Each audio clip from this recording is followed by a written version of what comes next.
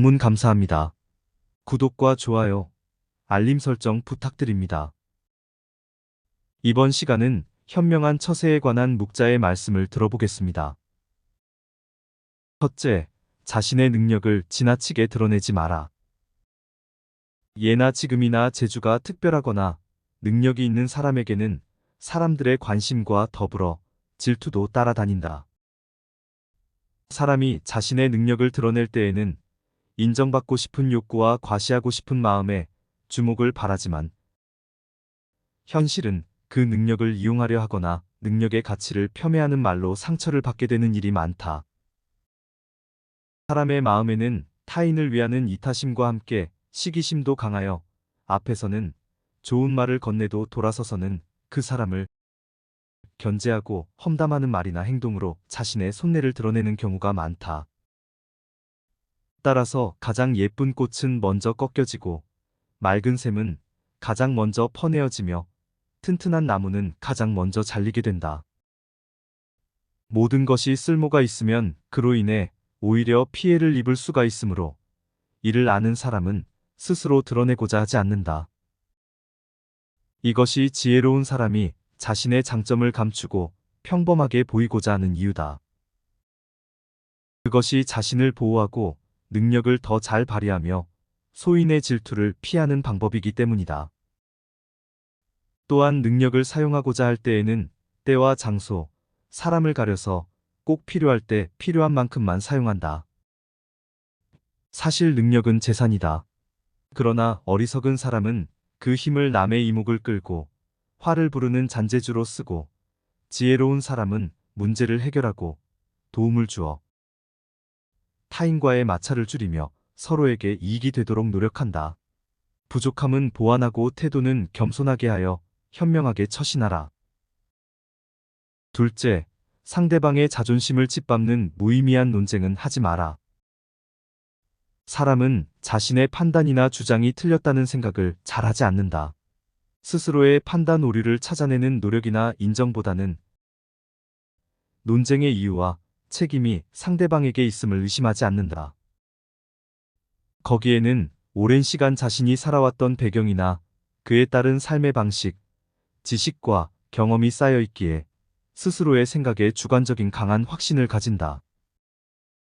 따라서 논쟁을 할 때 자신의 주장을 지속적으로 반박하거나 무시하면 평소보다 더 적극적인 방어와 공격을 하며 심할 경우에는 인신공격으로 이어지기도 한다.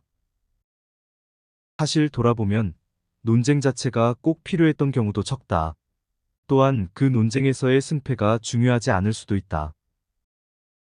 끝내 그 언쟁에서 이겼다 하더라도 그것이 상대방의 자존심까지 밟아가며 얻은 일시적인 기쁨이자 쾌감이라면 그것이 무슨 소용이 있겠는가? 게다가 그것으로 끝나지 않고 상대의 원한을 사는 계기가 되어 다른 화를 부르게 된다면 하지 않느니만 못하다. 또한 말을 하는데도 기술이 필요하다. 자신이 하는 말의 모순이나 유익한지를 살펴보고 듣는 사람이 어떤 생각과 기분으로 받아들일지를 헤아리는 것이 우선이다. 말이란 하기 전에나 자신이 다스릴 수 있지. 한번 해버린 말은 주워 담을 수가 없다. 그러므로 스스로가 진정 원하는 것이 무엇인지 잘 생각해 본 후 말은 가려서 해야 한다. 셋째, 바른 말을 하는 사람을 곁에 두어라. 사람들은 충돌을 피하려고 노력한다. 그 상대가 자주 보는 사이라면 더욱 불편해지는 언행과 상황을 만드는 것에 거부감을 가진다. 따라서 대부분은 듣기 좋은 말로 기분과 분위기를 맞추며 직언으로 인한 미움을 사는 것에는 소극적이다. 이것은 얼핏 보기에 평화롭고 문제가 없어 보이지만 스스로에게 도움이 되지 않는다. 친구 사이에서는 더 그렇다. 나에게 결점이 있다는 것을 알면서도 내 기분과 자존심, 관계를 고려하여 배려하는 것처럼 아무 말을 안 한다면 그건 친구로서의 의무를 다한 것도 진정한 친구도 아니다.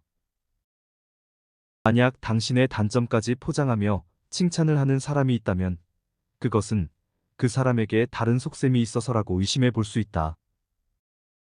당신을 진정 위하고 긍정적 변화를 응원하는 사람이라면 관계가 조금 어색해지거나 서운한 반응을 듣게 되더라도 잘못된 점을 지적하고 꾸짖어 친구의 인생에 도움이 되는 일에 인색하지 않을 것이다. 듣기 좋은 말은 기분이 좋지만 독이 되고 듣기 싫은 말은 기분이 상하지만 약이 된다는 것을 명심하라. 넷째, 겸허한 태도를 가져라. 다른 사람의 비평을 기꺼이 받아들이고 타인의 장점을 흡수하여 스스로를 닦아 장점을 더욱 향상시킬 수 있도록 노력해야 한다.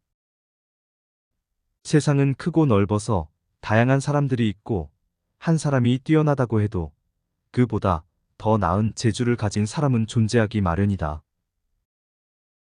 양자강과 황하는 작은 물줄기를 마다하지 않아 큰 강을 이루었듯이 자신에게 건네지는 많은 조언들은 성장하는 데 큰 도움이 된다.